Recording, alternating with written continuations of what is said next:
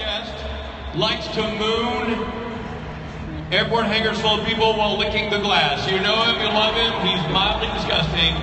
Misha Collins, everybody!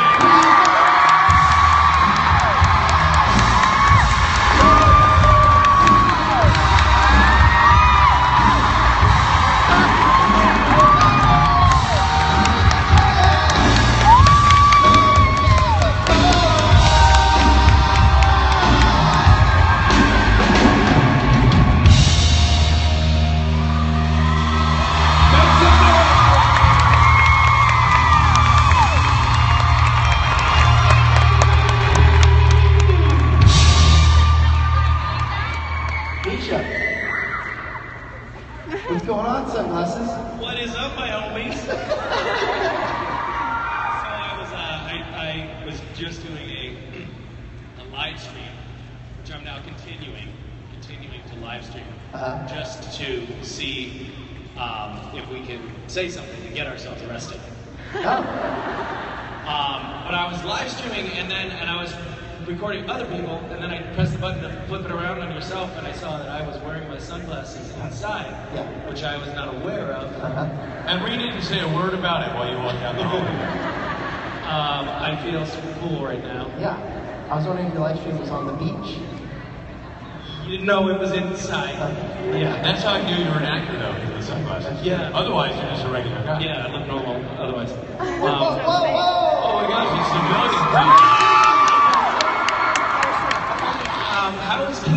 How's Kings of Con going? It's going really, really well. We have 2 more days. We're in the thick of it. You don't want to talk about it anymore, do you? No, we're talking about it for the last hour. No, it's more that we have not slept. We haven't slept in 4 weeks. But it's going great. I hear that it's going amazingly. Yeah. I heard some of the stuff that happened, which sounds amazing. Yeah. We're very excited. Congrats. Thank you very much. Yeah, I can't wait for you to see it. You know what I'm saying? Yes, I don't know what you're saying. Neither do I. Ladies and gentlemen, Misha Collins.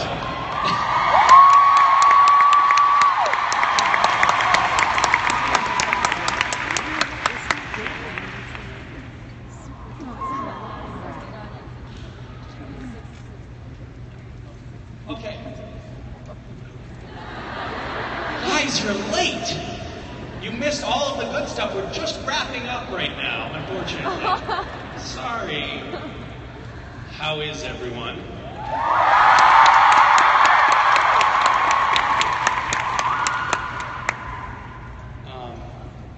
Someone a few days ago said that this might turn out to be the biggest supernatural convention in history.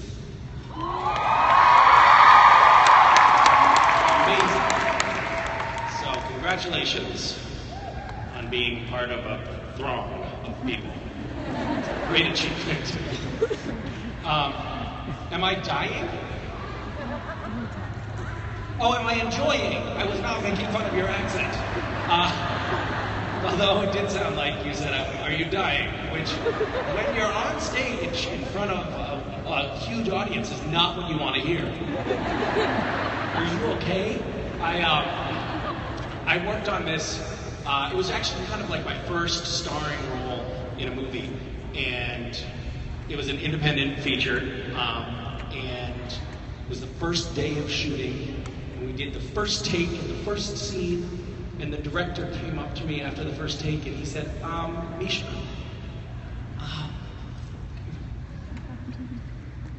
are you okay?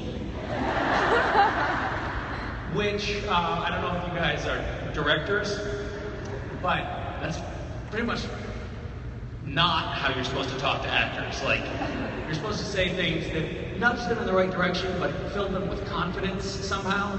And, are you okay?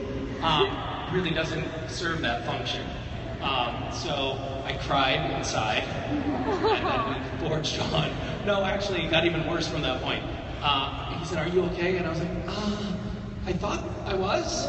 And then he said, okay, you just seem a little, and I was like, oh, really? I do? And then he said, okay, well, let's just go again. And I said, oh, Larry, can I just have 1 minute? And he said, sure. Everybody, be quiet. Misha needs a minute. Needless to say, that shoot was a fucking train wreck. Yes. Speaking of which, a lot of people have been asking how my daughter is and things like that. They're. Oh, hi guys! Yeah! We love your crap! Super classy.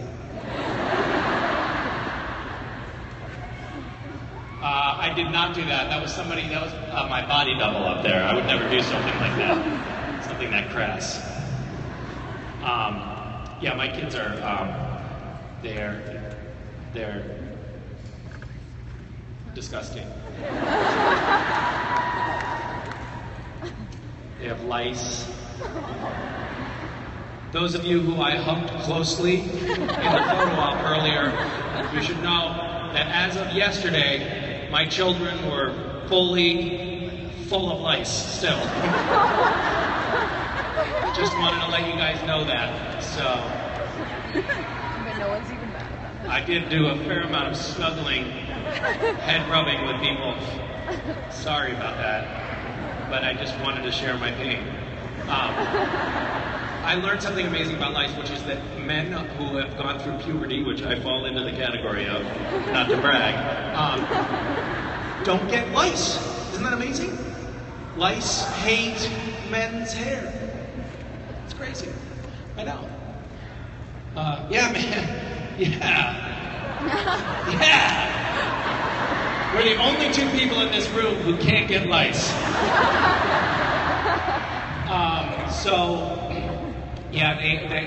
I posted about this on Facebook, and it was like, just felt like kind of like one of those train wreck days where everything was going wrong, you know. My daughter had lice and got really sick, and and my son filled the gas tank with water, and he was, he wasn't totally forthright about it right away. He was like, when the car died, and it died rather dramatically, we were exploring the car, and I was like putting on my old, I used to know how to work on a car, so I was like, popping the hood and checking things out. I was like, I just cannot figure out. I don't know what would cause this, except for, obviously, something exploding inside the engine, because it was shaking violently and then spitting out plumes of smoke. And he said, Dad, do you think maybe it would have something to do with what's behind this door? And he pointed to the little flap where the gas is. And I was like, Wes, why would you say that? And he said, I don't know. I washed it a little bit with water. I only put in 1 inch of water. He's not great with units of measurement. He's like, if I had put in 3 inches, that would have been bad, but I only put in 1 inch with the garden hose.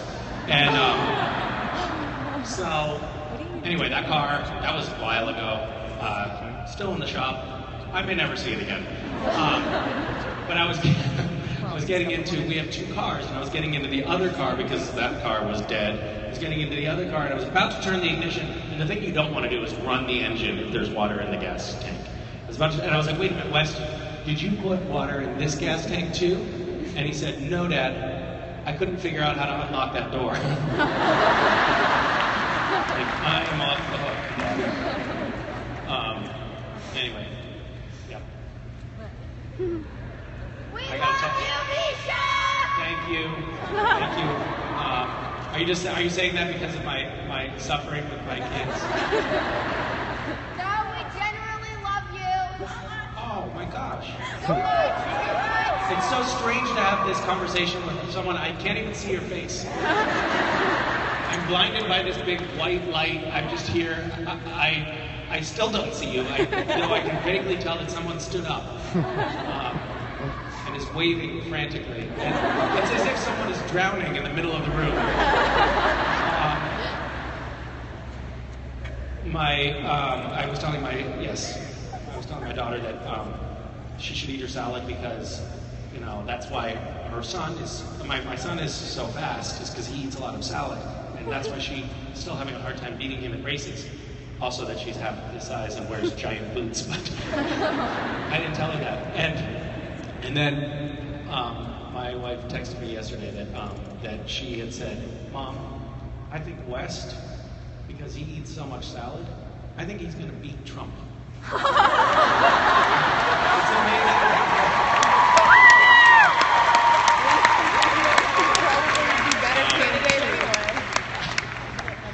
Okay, whatever. Hi.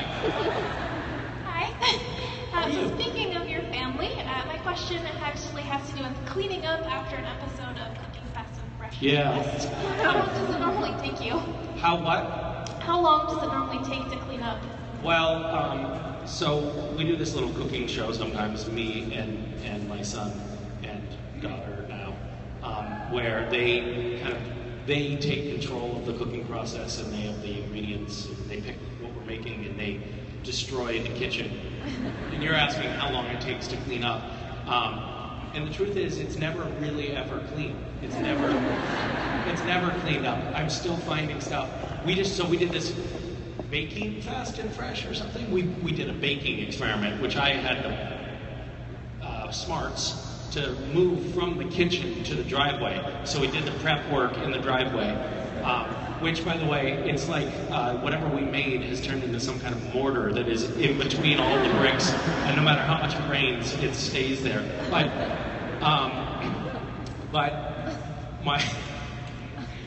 we made these horrible hockey puck consistency muffins, really rock hard and full of bits of gravel and like probably chicken shit. There's chickens walking around the yard and the kids are stepping in what they're making. By the way, some lucky winners I mailed out.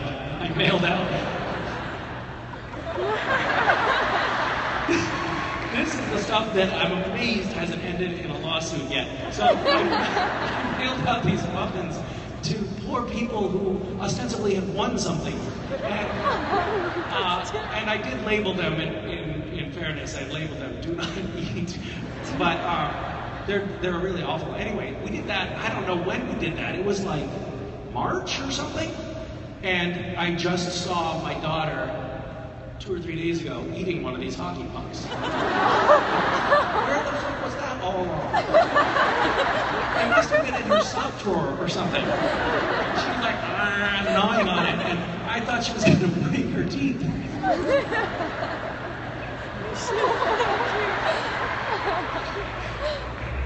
I was about to tell another story, but I won't, because I have to restate.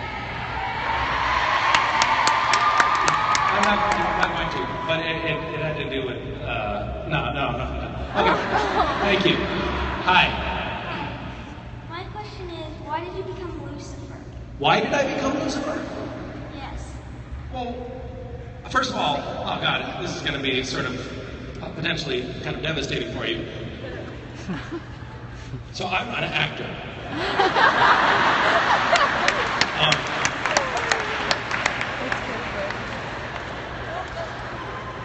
If you want, at the end of this, to get a refund or something, I'm sure that we can talk about it. I am not Castiel. I just portray him on a TV show. That TV show, plug your ears if you don't want a major spoiler, is a work of fiction.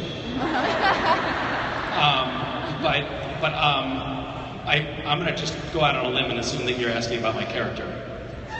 Kind of? Or are you saying that I am Satan?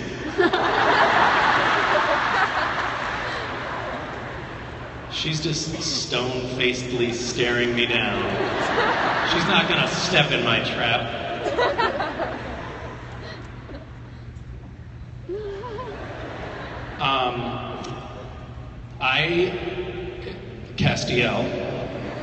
Castiel became Lucifer because he had some conflicted emotions, I think, at that point. One, he wanted to help save the world, and he thought that Lucifer would give us a leg up in that fight. And the other thing is that I think at that point in Cass's career, he felt like a total loser. he felt bad about himself. He felt like he had been a failure and that he had done things that had led to major catastrophes. And I think that there was a little part of him that was kind of throwing himself on the grenade, like kind of sacrificing himself for what he perceived to be the greater good. But I think that there was two things going on there. One was genuinely just trying to fix the problem, and the other was like a little bit of self-destructive, self-loathing sacrifice. What do you think? I don't know. That's why I asked you. Fair enough. It's not my stupid show. It's yours. So we're live streaming right now. How's it going?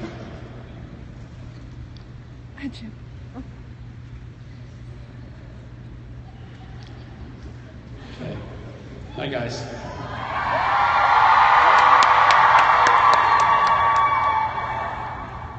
Did Mackenzie make a comment from the front row? No? All right. I'm going to hang up on the live streamers. Bye, guys. We love you. I'm going to run out of battery, so I'll see you later. Bye. Say goodbye, but say it with feeling.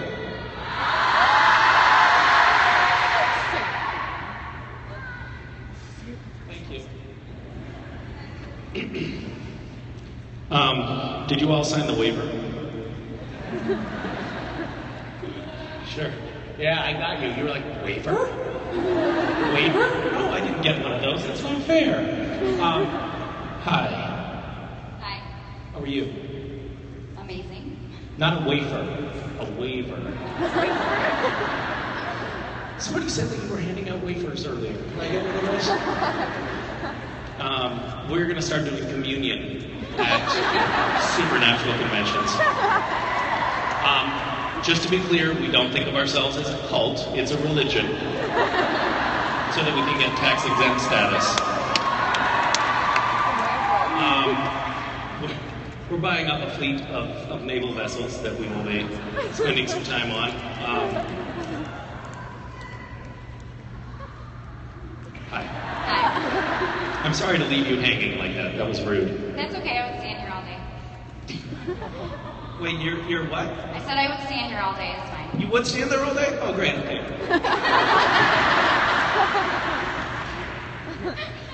Did you say jerk? No wafer for you, young lady.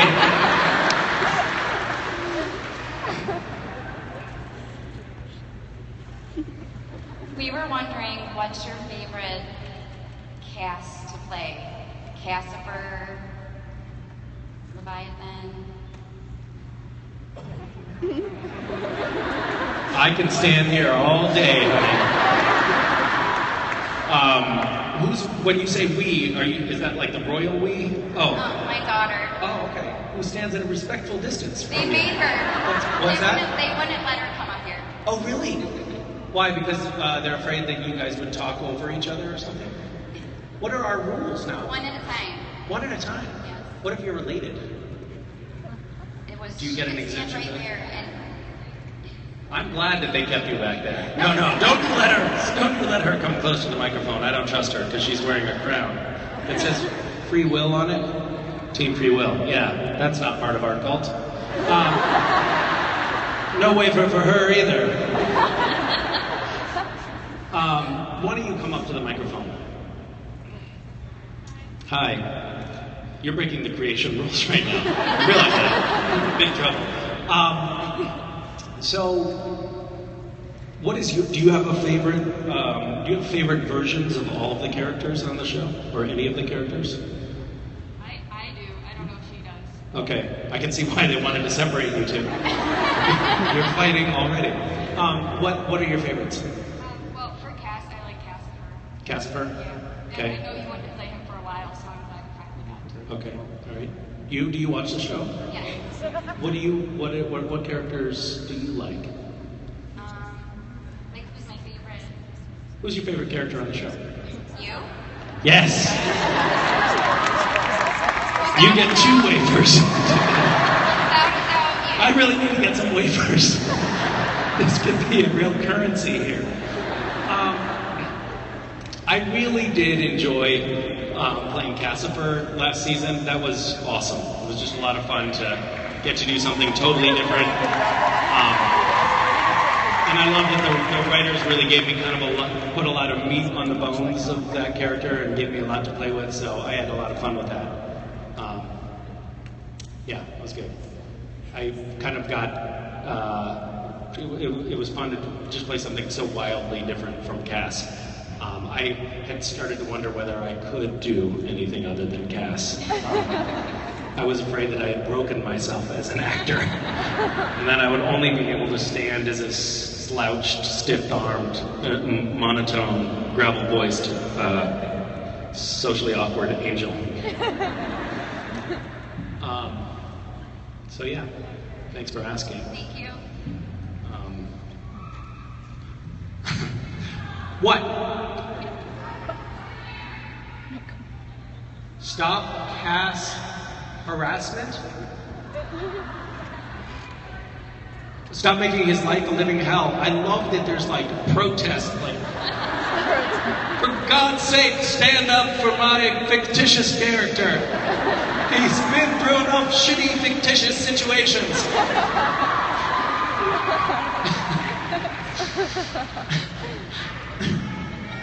Cass's life sucks. You get away for a young woman. Thank you for that protest.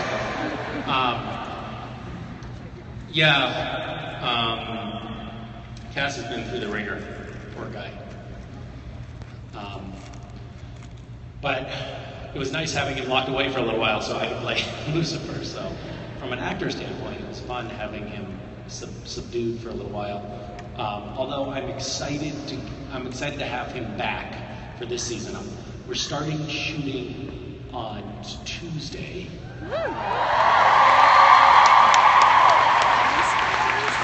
For season 12. Which is totally amazing to think that it's come to that.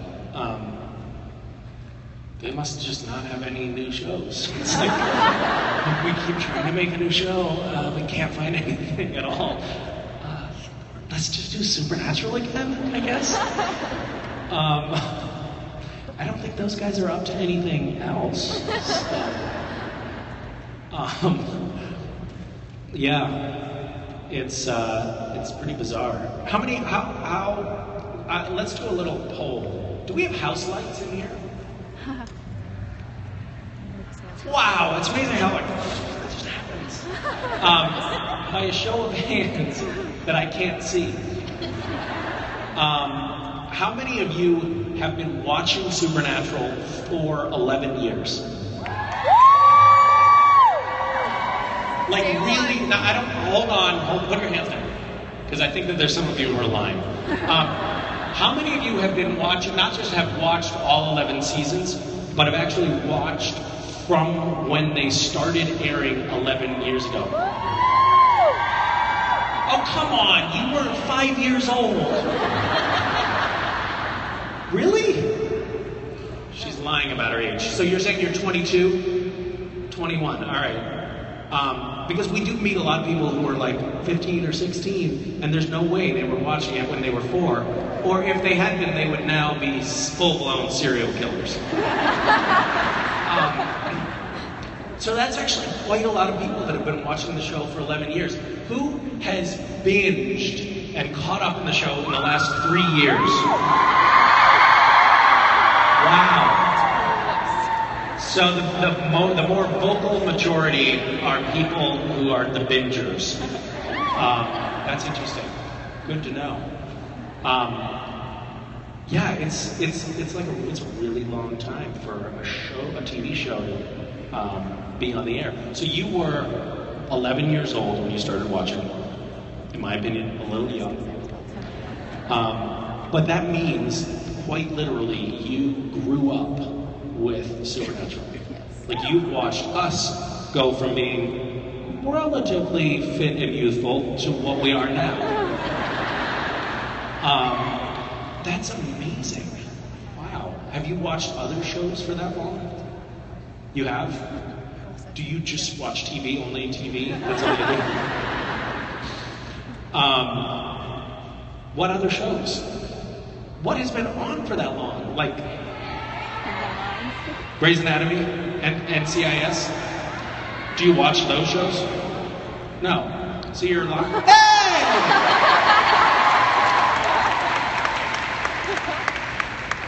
Man, what a crack team. Thank you. Jensen was on Days of Our Lives. Do you watch Days of Our Lives? Is it still on? My goodness. They're canceling it? Wow. Well, there's a few shows out there that have that kind of staying power. And you're making me feel insignificant by being like, yeah, I watch all kinds of shows that go for 12 seasons. Why do you think it's such a big deal? But it feels like a big deal to me, okay? By show of hands, since we have house lights, how many of you have two hands? Wow. How many of you have been to a supernatural convention before? No way. How many have not been to a supernatural? Oh my God. I don't think I've ever been in a room with so many virgins. That's amazing. Wow. Well, to the vast majority of you, I mean, I think that's like 75 or 80% of you have not done this before. So you have no idea what you're getting into. Oh, this is going to be a total fiasco for you. How's it going so far for those of you? Right, that's great to hear. So we can, I wish I had asked that in the beginning. I'd be recycling all of my old jokes. Okay, I don't have any jokes. What is your question, young woman? Hi. Hi. My question is to do with your character cast. Yes. So, especially this season, he's been very beaten down and feeling very vulnerable. But I was hoping with his little pep talk from Dean, calling him a brother, are we going to get to see Cass kind of feeling better and maybe they'll actually take care of him better and be nicer to him next season? And being what? Be nicer to Cass? Yes, this is what they're actually colloquially terming this season, the chicken soup season. So, the cast is basically, like, all the characters are going to spend a lot of time, you know, Netflix and chilling with each other, like, wrapped up in blankets, doing microwave popcorn, checking each other for lice, you know. It's going to be a very sweet, very intimate, very cuddly season, and I think it's going to just blow your minds. You guys are going to be, you know, you never hear that on the PR circuit, like actors talking about their show. Yeah, it's always, you have to kind of toe the party line. It's always going to be like, yeah, this season they're going to blow it out of the water. It's going to be amazing. We have action sequences that you wouldn't believe, you know, skyscrapers crashing into barges, and I don't know, that's not a great example. And you never hear them being like, you know what, this season, it's like pretty much nothing is going to happen. It's going to be like a lot of reading. Characters are going to be reading a lot on camera.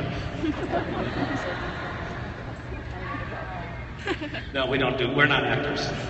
Oh, we've not revealed that before, but yeah, no, we are not professional actors on Supernatural. It was actually originally supposed to be a reality series. And they shot the first episode and they thought we were so awkward on camera improvising lines that they gave us scripts, and that's how it evolved to be what it is today. So it's a sort of a reality show gone wrong. But thanks for asking. As a matter of fact, I think Cass is going to be feeling a little bit better about himself in some respects, although there's certainly an undercurrent of self-loathing that is a through line. But he is going to be getting, I think, back to more of sort of that, like, action hero Cass from season 4, where he's like... which I'm kind of excited about. Like, we've got some scenes where I'm not going to tell you because I'm not supposed to, yes. And thank you. Hi. Hi.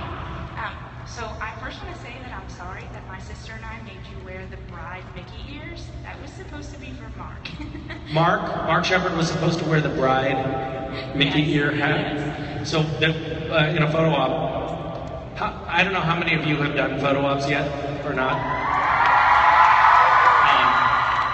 Because we are professional actors who have integrity and mountains of self-respect. The way we, in the Supernatural cast, do our photo ops is very serious. We generally don't make physical contact of any kind with the fans who come take pictures with us. And we certainly do not wear Mickey Mouse bridal hats during the... That's okay. I'm okay with it. I believe I've been even pied in the face during photo ops. Voluntarily. There's pretty much nothing, like, every once in a while, Jensen and I will look at each other, like, we'll do a little check-in, like, during a duo photo op, like, really, we're gonna go there? And we're always like, fuck it, yeah. And people come up, they'll have drawings, of what they want us to do. Would you terribly mind riding Jared like a horse?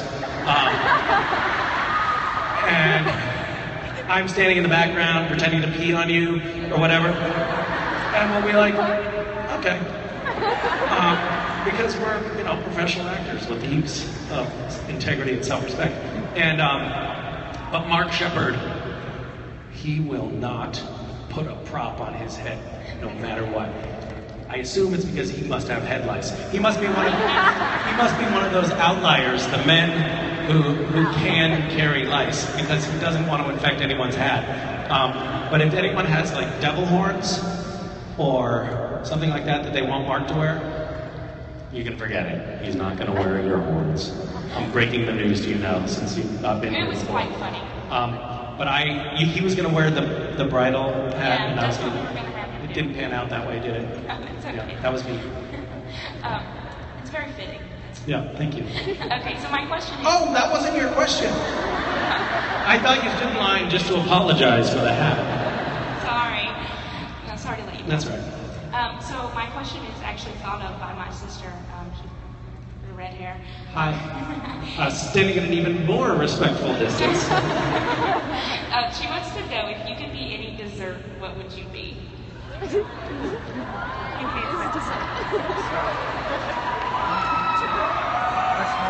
Caramel ice cream.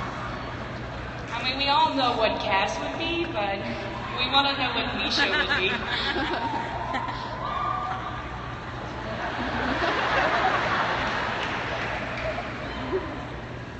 This is a very serious question. Man, this is tough. People are suggesting pie, but I'm not going to fall for that trap. Like I said, we know what Cass is. We just want to know what Misha is. Yeah. What? No. What? Wafer is a good answer. Thank you. Thank you for answering my question for me. Thank you. I would be a wafer. Thank you. With a cherry on top. So that when you bit into me, it would pop your cherry.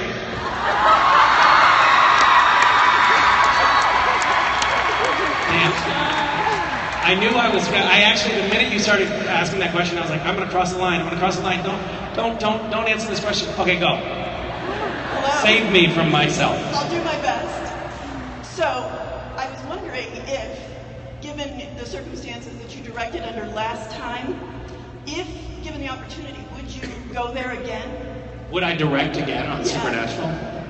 Well, that was a truly traumatic experience that I had. It sure seemed like it. Yes, I think I would. I haven't been angling for another episode lately because I feel so busy and it takes so much work to direct an episode. It's really like 10 days before, then the shoot, and then another like 4 or 5 days afterwards. So it's a big commitment, and to do that during the shooting season is challenging with all of the convention travel and whatnot. it's a little bit tricky for me because it would be like a voluntary additional thing to do, and my wife already hates me. And my children don't remember what I look like, so. But these people love me, so I don't need that.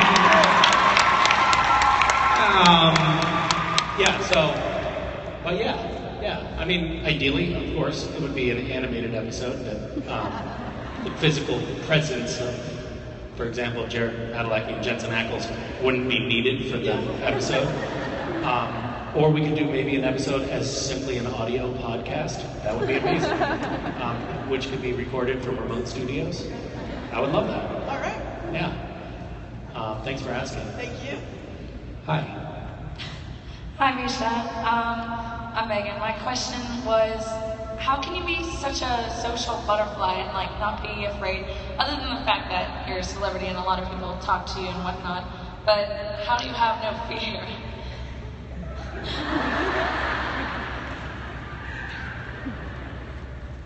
I'm terrified right now.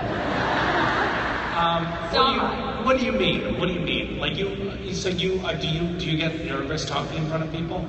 Yes, yeah. I have very bad social anxiety, and I just want to know how you say yes to all these experiences that you do and not be afraid, tips basically. I'm tempted to pull you up on stage and make you sit up here for the next half an hour, but I won't do that because I'm not that cool. But just so you know that impulse is there, alive in me. Full disclosure. It's funny. I actually am definitely an introvert. I've done these personality tests, and I am all the way, needle in the red on the introvert end of the spectrum.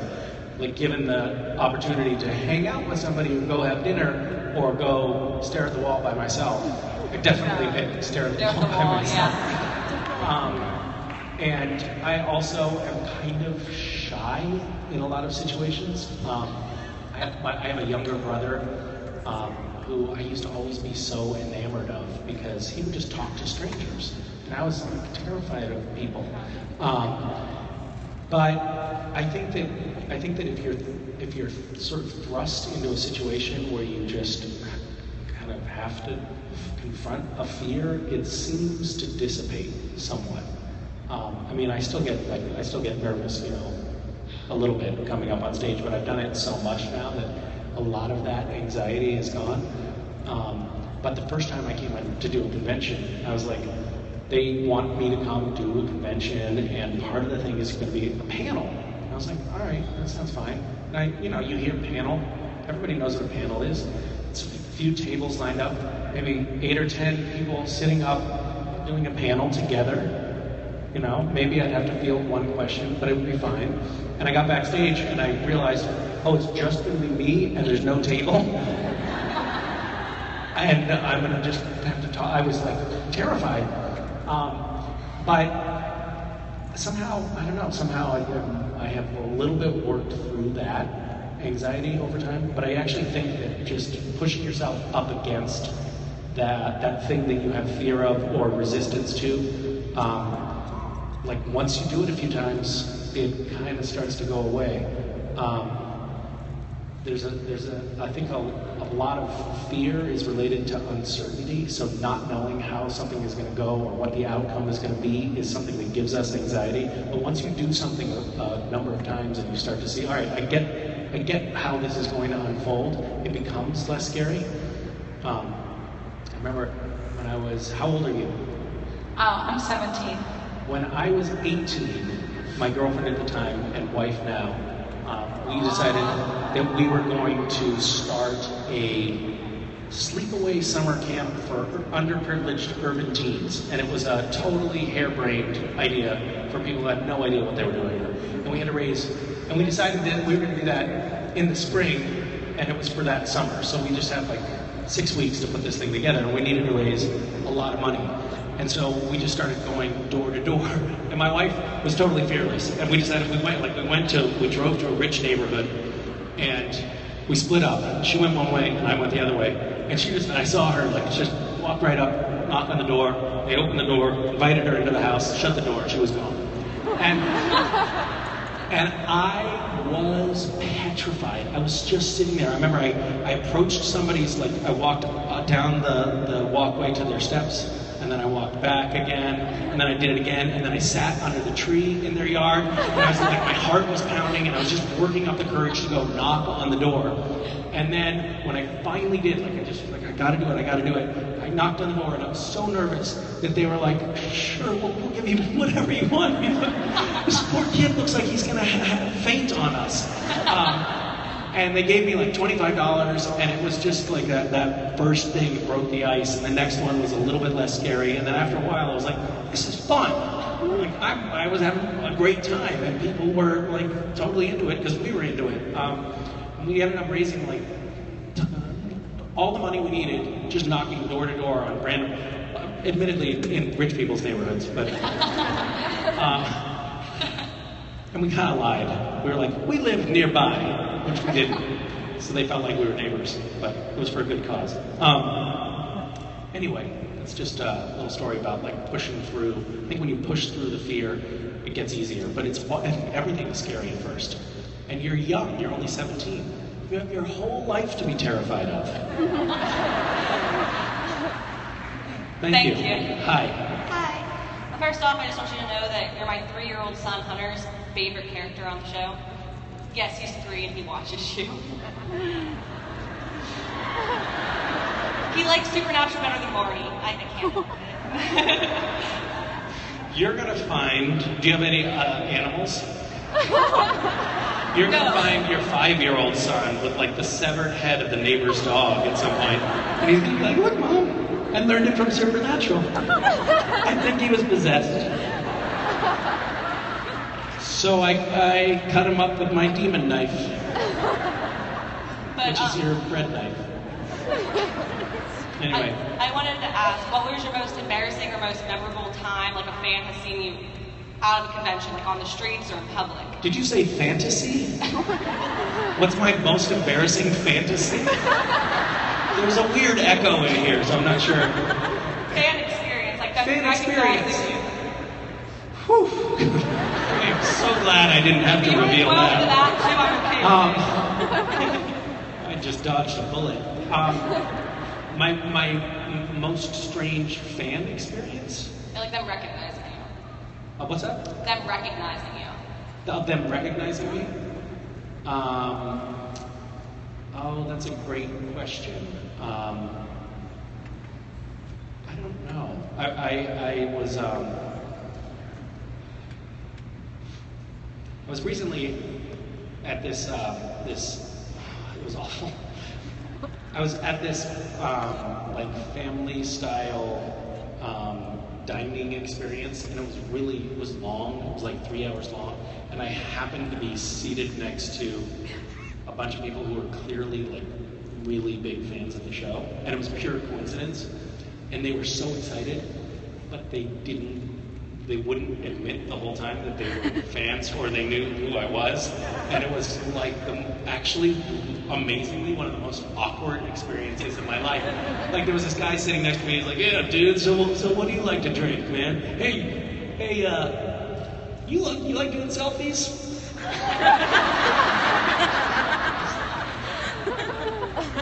Yeah, man, that's awesome. Let's do that all night long. But pretend that we're just buddies who are doing selfies together that just met.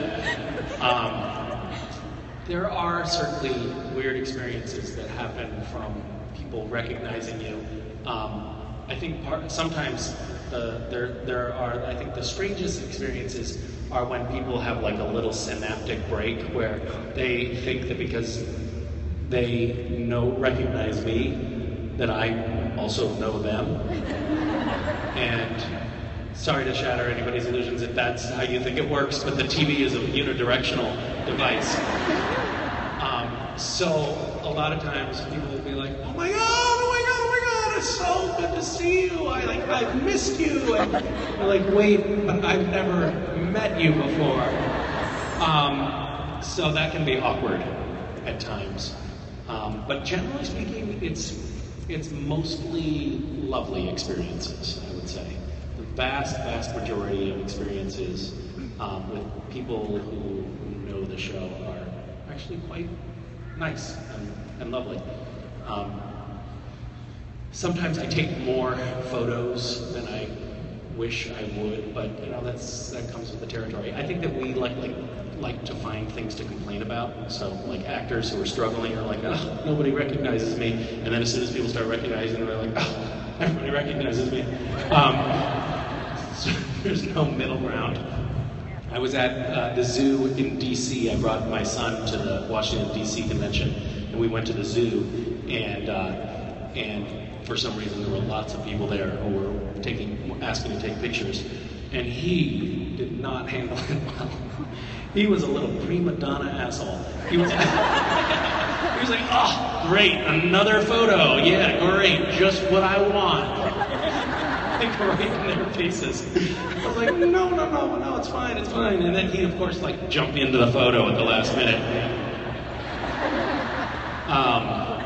Thank you. Hi. Hi, Misha. I was wondering if you would comment on all of the kind parents that have brought their kids here to see Supernatural Con. Yes, I would comment on them. First of all, you are wonderful parents who have brought your children here. Especially those of you who have children who are over the age of 3 who watch Supernatural. And furthermore, those of you who are children here, I'm sorry about some of the words that I have said earlier. My bad. Are you trying to rein me in? Was that what that comment was? No, not at all. I try not to swear around my own children because they take it as license to swear themselves. They use that language too much, and they apply it. They use it liberally. And it's not good sometimes. Like we went to visit a school.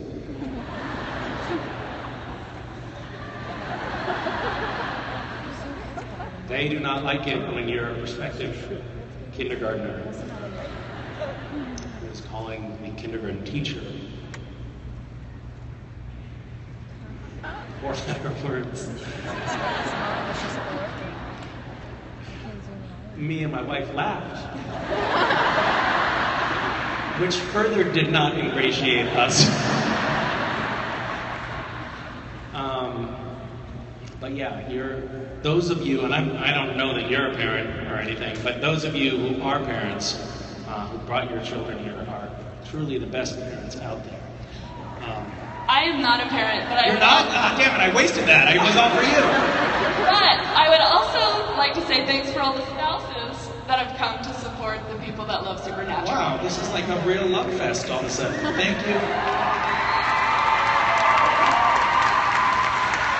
Thank you, everyone. Thank you to the bus drivers that drove the people here, who aren't here, but who are out there driving buses somewhere, making this possible.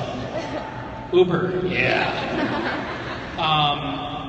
How many of you people have participated in Gishwiz? How many of those of you who've done it before are going to do it again? Good. That's good. Those of you who haven't signed up, well, those of you who have signed up, I'll just persuade one person here to sign up while you're here for the weekend. I think it's great. You'll love it. You'll have fun. You'll get a wafer at the end, so it's worth it. That's like, it's happening in just a couple weeks. It's a lot of fun. I'm mentioning that because I was just talking to a mother and a daughter who have bonded greatly over the experience. But you're neither a parent nor a daughter.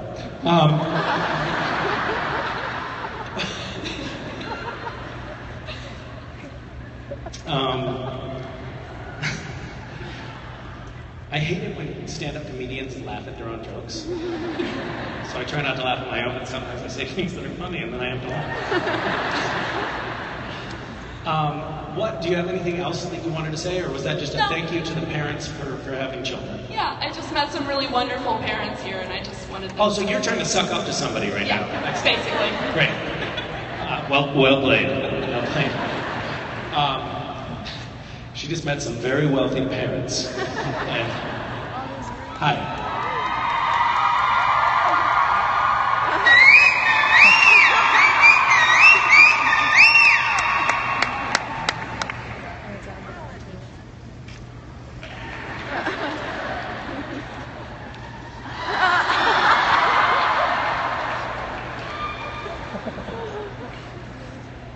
Hi, Misha.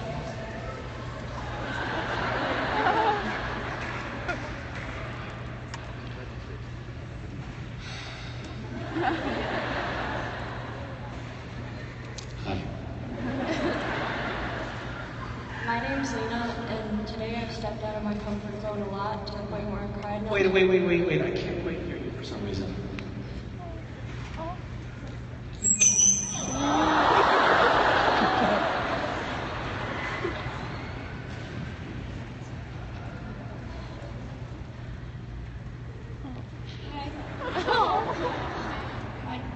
My name's Lena. Hi, Lena. Today I stepped out of my comfort zone a lot to the point where I cried not too long ago, and I'm sorry that I'm gonna start crying again.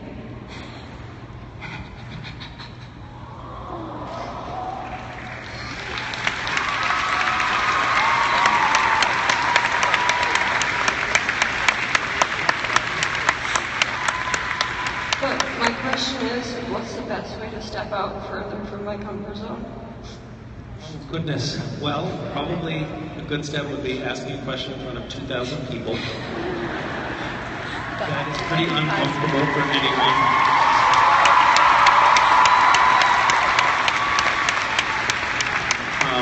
You have to do a way better high five than that, though. You just got to put some force. Yes, much better. When you're standing in line getting ready to ask a question, do you get like nervous? I would get so nervous. Do you? You're shaking a little bit, so yes, okay. Also because like it's that thing that I was talking about, the fear a little bit of the unknown. And you never know, sometimes like I could bring you up on stage and, you know, do your hair or something like that. And that would be catastrophic for a lot of people. So although you probably would braid well. I think that you're off to a very good start. I think that probably just talking about it openly is a good way to get out of your comfort zone. But I think, wouldn't you agree that getting out of your comfort zone is kind of the best way to like learn and grow? I think it's great. I think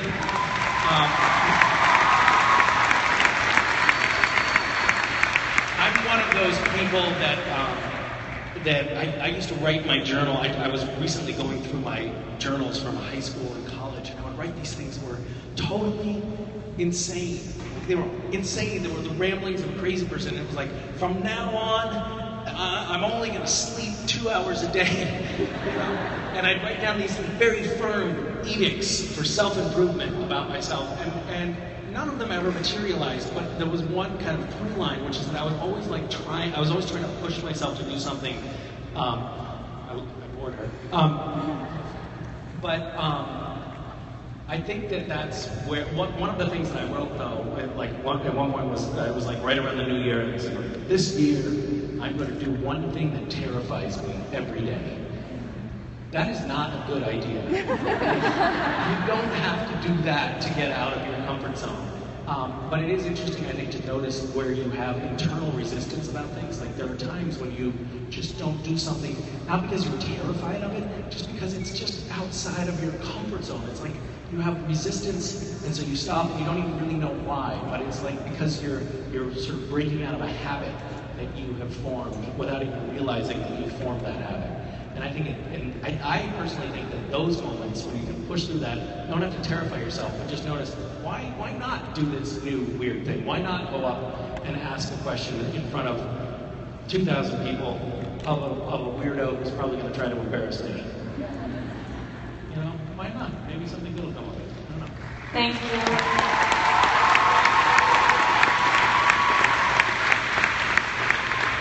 Hi. Hello. I'm going to name 3 people, and I want you to tell me which one you're going to injure, which one you're going to kiss, and which one you're going to marry. Okay, so injure. Kiss and marry. Oh, this is like the PG-13 Yeah, this is version like of Yeah, that's what I was told. to Marry say. what? So one of them you're going to hold hands with. One you're going to hold hands with. The other one you're just going to look away angrily. And the other one you will win. Okay. Okay, so Jared Padalecki, Jensen Ackles, and Mark Shepard. Well, duh. That's Like, pretty obvious. They're playing Handhold, Shunned, Wed. It's the PG version of F, Marry, Kill. Yeah. Do you have, for those three, do you have a very clear, yeah. I mean, we're not gonna, I think that, right, you know who Let's not lie to each other. We all know who we would marry, who we would,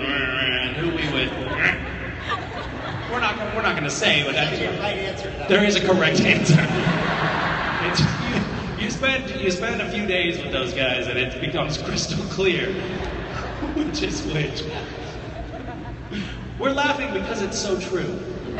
We all know which one of those guys we want to bang. We all know which one we would like to see, you know. We would like to off. Offed, yeah. And we all know who would be great around the house. But can you specify for everyone? Nope.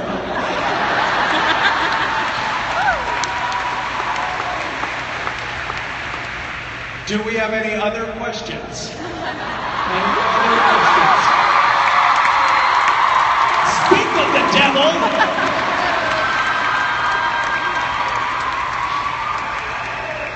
All right, I'd roll in the hay with Mark Shepard. And then kill him. And marry his dead body. Are we gonna have one more question, one last question, or was that the last question? Go, come on, get up there, ask the question. Oh my gosh, thank you. Okay, so Yes. my question is, why do you think Jimmy Novak's body didn't disintegrate under the power of containing Lucifer as his vessel, since Jimmy wasn't a true vessel? Thank you so much, everybody. Appreciate that. What a great panel. You know what? That hurt going down. I feel like this is one of those questions you should just turn over to Mike Borhoff. Mike has some theories. Mike, okay, Mike, fill us in here. As you know, Jimmy Novak, Castiel's original vessel. Jenny Novak, Castiel's original vessel. Same thing, whatever. And then, obviously, yep.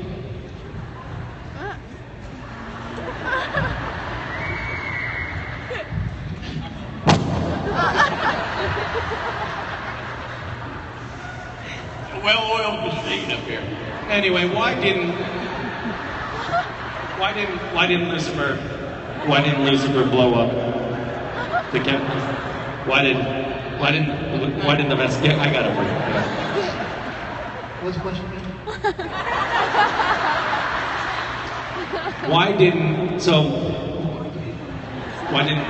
When Lucifer occupied the vessel that was the now obviously deceased, but formerly Castiel's vessel, Jimmy Novak, when he occupied that vessel, why didn't the vessel itself explode? Right? Right. Because obviously... The answer is blue. Yes. The answer is blue, everybody. Ladies and gentlemen,